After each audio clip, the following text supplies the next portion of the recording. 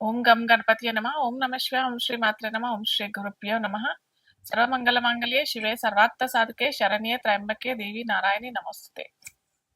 ఈరోజు మనము గురుగ్రహం అంటే బృహస్పతి మనకి ఈ వైశాఖ మాసంలో అంటే మే 14వ తారీఖున వృషభ రాశి నుంచి మిథున రాశికి సంచారం జరగబోతుంది. సో మే మే 14వ తారీఖు రాత్రి 10 గంటల సమయంలో గురుగ్రహ సంచారం మిథున రాశిలోకి ప్రవేశించబోతుంది అనమాట. సో ఈ మనకి సౌరమండలంలో అతిపెద్ద గ్రహాల్లో ఒకరు గురుగ్రహం. సో ఈ గురుగ్రహం ఏంటంటే మొత్తం భూమండలంలో ఉన్న అన్ని జీవరాశులకి ఈ ప్రభావం ఏ ఏ రాశిలో అతను అయితే సంచారం జరుగుతుంది ఆ రాశికి తగినట్టుగా మన మన ఏమంటారు స్వంతగా మనకు ఉన్న రాశిలో అలాగే గోచార రీత్యా కూడా చాలా మంచి ప్రభావము, చాలా చెడు ప్రభావము. చెడు చాలా తక్కువ. మనకి గురుగ్రహం ఏంటంటే శుభగ్రహం అని అంటారు. దేవగురు అనమాట బృహస్పతి. సో అందుకే ఎక్కువగా చెడు ఫలితాలు అయితే ఇవ్వడు. ఇన్ జనరల్గా గురుగ్రహము చెడు ఫలితాలు ఇవ్వడు. కాకపోతే ఎక్కడైతే చెడు చేయాల్సి వస్తుందో అక్కడ మటుకు ఆరోగ్యరీత్యా కొద్దిగా ఏదన్నా చిన్న చిన్న అనారోగ్యానికి సంబంధించిన ఏమన్నా వ్యాధులు ఇచ్చేటట్టు ఉండి ఖచ్చితంగా ఇవ్వాలి అనే వాళ్ళ దశ అంతర్దశల్లో ఉండి గోచార రీత్యా కూడా గురు సరి అయిన స్థానంలో లేనప్పుడే మటుకు గురుగ్రహం అలాంటి ఫలితాలు ఇచ్చే అవకాశం ఉంటుంది. కానీ జనరల్గా చూసినట్టయితే మనకి సంతానానికైనా కానీ శుభకార్యాలకి అని అంటే ఒకరు గృహం కట్టుకోవాలి లేదా ఉద్యోగ రీత్యా అక్కడ ట్రాన్స్ఫర్ అవ్వడానికైనా కానీ లేదా కొత్త ఉద్యోగం వెతుక్కోవడానికైనా కానీ దేశ సంచారం కోసమైనా కానీ తీర్థయాత్రల కోసమైనా కానీ గురువు ఎప్పుడు మనకి శుభ ఫలితాలే ఇస్తాడనమాట.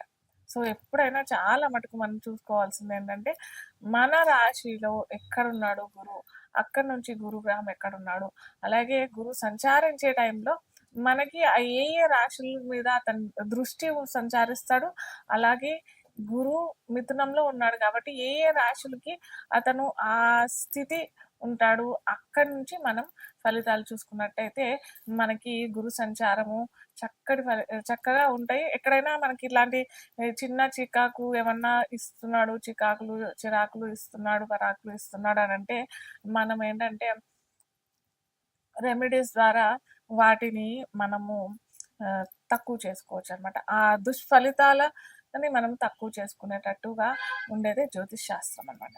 సో ఇప్పుడు మనము గురుగ్రహం ద్వాదశ రాశులకి ఎటువంటి ఎలా ప్రభావితం చేస్తాడు, అలాగే ఎటువంటి ఫలితాలు ఇస్తాడు అనేది మనము ఒక్కొక్క రాశిగా చూస్తామన్నమాట. మిథున రాశి సంచారం ఇప్పుడు చూద్దాం.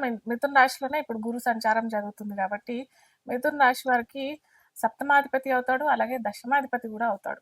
సో అలాగే మిథున రాశి మిథున లగ్నం వారికి కూడా గురువు బాధకాధిపతి కూడా అవుతాడు.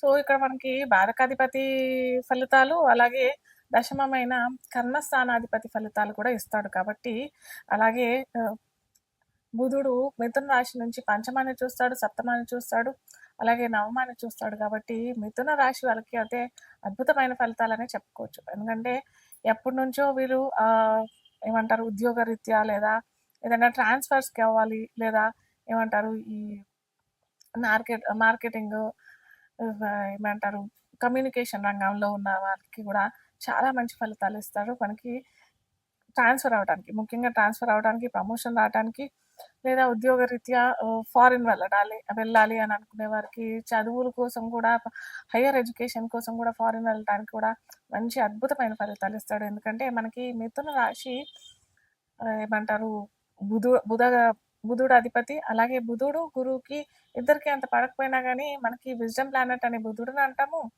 జ్ఞానానికి సంకేతమైన బుధుడు ప్లస్ అలాగే గురువు ఒక ఉన్నతమైన పదవికి స్థానానికి, అలాగే బుధుడు తండ్రి అయిన గురుస్థానానికి అధిపతి అవుతాడు కాబట్టి బుధ రాశిలోనే గురువు వస్తాడు కాబట్టి అటు ఎడ్యుకేషన్లో చాలా మార్పులు, దేశగోచారం చూసినట్టయితే కూడా మన ఎడ్యుకేషన్ రంగంలో ప్రత్యేకమైన మార్పులు చెందే అవకాశం చాలా ఉంటాయి. ముఖ్యంగా విద్యార్థులకి మిథున రాశిలో జన్మించిన మిథున లగ్నంలో జన్మించిన వాళ్ళకైతే అద్భుతంగానే ఉంటుందని చెప్పుకోవచ్చు. ఎందుకంటే విదేశీ అవకాశాలు చాలానే ఉంటాయి. అలాగే వాళ్ళు కోరుకునే ఏమంటారు స్టడీస్‌లో మార్పులు జరిగే అవకాశాలు చాలా ఉంటాయి. అలాగే ఒక ఉన్నత పదవికి ఎళ్ళాలి అని అనుకునే వారికి కూడా ముఖ్యంగా ఇంతకుముందు చెప్పుకున్న మార్కెటింగు, ఏమంటారు కమ్యూనికేషన్ రంగంలో ఉన్నవారికి కూడా, టెక్నికల్ ఫీల్డ్‌లో ఉన్నవారికి కూడా, ఎడ్యుకేషన్, బ్యాంకింగ్, బిజినెస్ రంగంలో ఉన్నవారికి మటుకు ఇది చాలా మంచి అవకాశం అనే చెప్పవచ్చు. అలాగే పంచమాన్ని కూడా చూస్తాడు కాబట్టి, సంతానంలో ఇబ్బందులు పడుతునే వారికి చాలా మందికి మిథున లగ్నం, మిథున రాశిలో ఉన్నవారికి మటుకు అద్భుతంగానే ఉంటుందని చెప్పవచ్చు.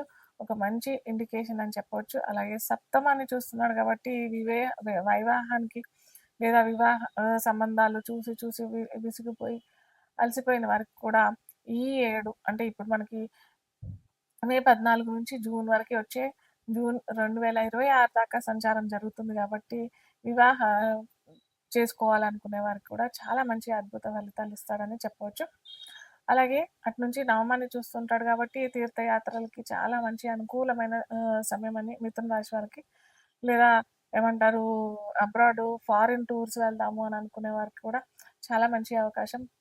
పూర్వ పుణ్యస్థానం అని చెప్తాము మనం నవమం కాబట్టి, మనకి ఈ వైశాఖ మాసంలో గూడా చాలా మంచి తిథులు కూడా, మంచి యోగాలు ఉన్న రోజులు కూడా ఉన్నాయి గాబట్టి, ఈ యోగాలని మీరు మంచి తిథులని మీరు ఎంతగా ఉపయోగించుకుంటే గురుగ్రహం అనుకూలమైన గ్రహం మనకి సౌరమండలంలో ఏంటి అనంటే గురుగ్రహమే అని చెప్పవచ్చు గాబట్టి, చక్కటి ఫలితాలు ఖచ్చితంగా మనకి లభిస్తాయి.